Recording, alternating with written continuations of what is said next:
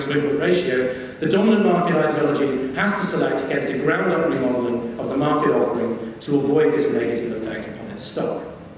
Equally, this is of course true of technologies or market behaviours from outside the company, which may threaten the normal way in which said company would be able to generate revenues, even if it has a positive force upon society. Anything that changes or threatens your business is considered a problem. Innovation is the enemy of established institutions. Quite a simple way of putting it. So, when digital downloads provide a more beneficial and efficient means of content distribution than prior hardware, it is opposed and criminalised. Despite the speed of ease, the size that you can consume, ease of access by anyone with a computer, savings in plastic, transportation, storage, the dominant music companies sue individuals for criminality and lobby the government for protection of their industry, judging this to be the best way to garner their profits. Thereby, they hope to scare the rest of the consumer base into sticking with what is best for the established market. Not because they're evil, it's their job. It's the survival of those employed in that market. They stick with the familiar. Even more starkly, should a solution for a problem come to the floor that would cancel the need for an existing service that hitherto only treated or rather than solved the problem in question, it is shunted to the side, often by employing the full force of law propaganda. This all too often falls into the hands of advertising. Bottled water is a quick fix with recurring profits for water companies, while desalination and purification plants that would enable an abundance of water for all humanity and all uses is considered a risk to business rather than what it actually is, a necessity for survival. In turn, we produce more plastic waste, which is then measured in the positive light of units manufactured and sold, rather than their actual effect, a pollution detriment and an increased footprint caused by the treatment of the problem. The end effect of this market lock mentality is not really hard to discern. You cannot set in motion long-term thinking in a system which rewards short-term behaviours. While human beings have to support themselves from the monetary profit of their enterprises, no matter how decoupled these enterprises are from producing something that is useful, or the harm on basic life organisation to the environment, short-term wins every time. There is no money in solutions or learning to produce and consume less. For either you lose too much money and you're removed from the position you're in, or you are ostracised completely, as were our doomed engineers. The system's overriding logic is to deselect the non-profit maximising solution, and we cannot afford to tolerate it in a system that discerns the metrics for positive growth in the facts of higher consumption, higher profits, more units shifted. The first limiter then is established, market lock. The innovation that threatens established institutions are criminalised, ignored, hamstrung and suppressed by the established institutions whose market value would be, even if only temporarily, slowed or curbed by their adoption. This is regardless of how effective, efficient or beneficial these innovations are or would be in a society adopting them. In fact, the more beneficial, advancing or efficient the new development would be, the more it is pushed back by the elements of society that would be within the sphere of its influence. Second limiter to innovation and its progress lies a little more deeply within the societal mindset than the monetary paradigm, and it's just as invisible. This is one we like to call mind lock. This is the tendency alluded to by Dr. Wayne Dyer in his address that you heard in that portion of Pixar's Day and Night, and which is also keenly expressed once again by John Bertrand. When people come to examine any way of life in the world, they are conditioned not to expose their own social order to that same critical eye with which they view a different or opposed social order. This is because they identify with their own way of life as normality, and thus the other as abnormality. If the other is not only different, but also opposed to the home order, then to abnormality is added the offence of enmity. Given that there is such an abundance of examples of systemic failure in society, why have we not easily moved beyond it? The question comes down to more than just money, as a powerful barrier that it is. Societal self-analysis is not built into our psyche. It is an irreversible option in our critique of planetary life. We do not like to talk of how our society might be less than perfect. We don't even like those who criticise our football teams. Tell someone that their social system is geared towards something other than complete chest-swelling awesomeness, and you're often told that if you don't like it, you can just get out. It's the social theory version of, well, I think you're a dick. Yeah? It's like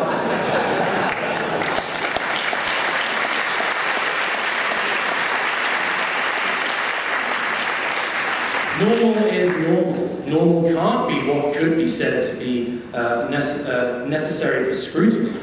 As we look outwards from our societal perspective, we do not factor in the preconditions of convention and presuppositions which have been arbitrarily born and raised into.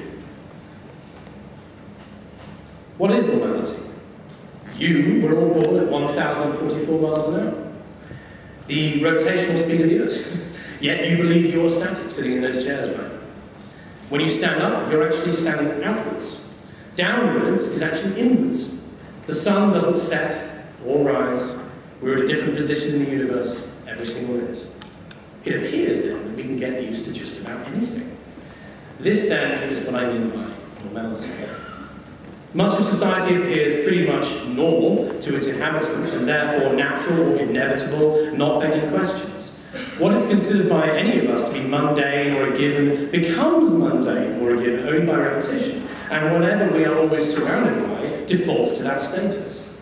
A few years ago, a television program traded on this possibility of showing an unaccustomed culture confronted by a modern city system, what the viewer would consider normal and unsurprising. By dropping a culturally unprepared group of Amish people into a modern high-tech city environment where they're confronted by vending machines and escalators, the show's attempt at exposing the humorous response of culture shock and societal unpreparedness actually underlines a very deeper issue of general custom. The culture shock is a product of a non-initiated standpoint and becomes at once surprising and almost unbelievable. One can't imagine an unknowing fear of an escalator's basic operation.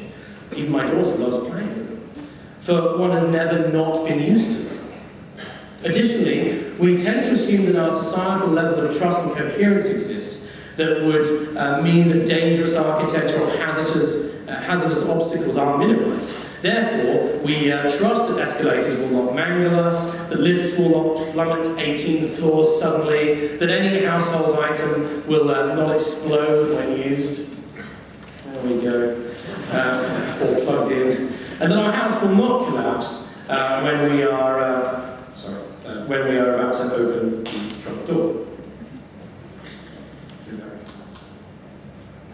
Additionally, there we go. Sorry, guys.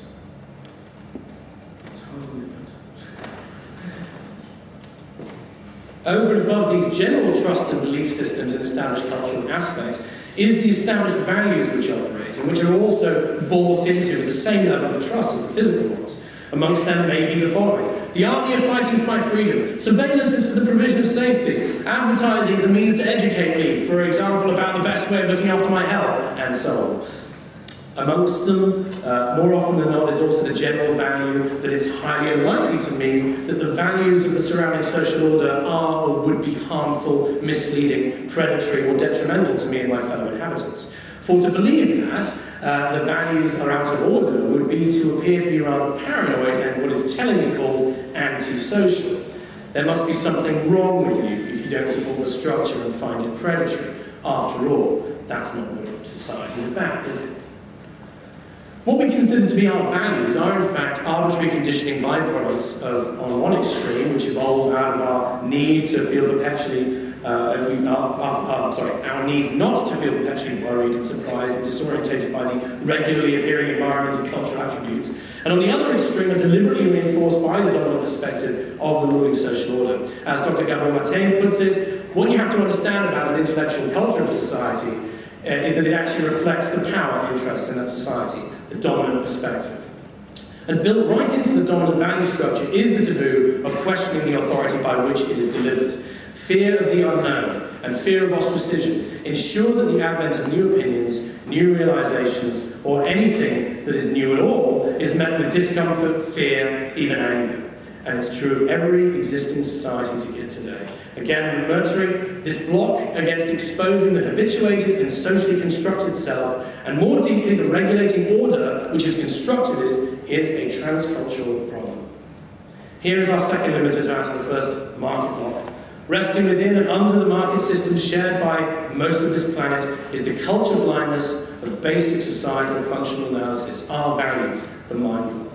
It is the inability and ill-equipped nature to understand how the system is operating around us and how our views are being informed by it.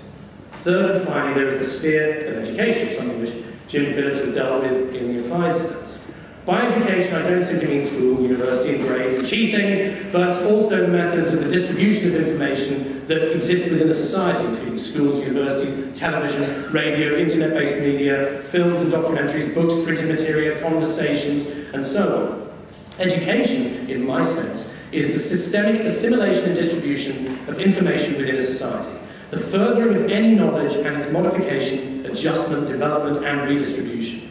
It is what you learn from the daily interaction with that society, whether it's through a concerted and defined institution like a school, or personal endeavour like a book or a science kit, or leisure, be it what you are told by others or by television programmes or what they display to you. As James Phillips has dealt with in his lecture in more detail, education is often believed to be somehow separate from culture, a supra-societal, free of the biases of tradition, myth, and so on. Whereas, in fact, education is in many of its areas a product of culture.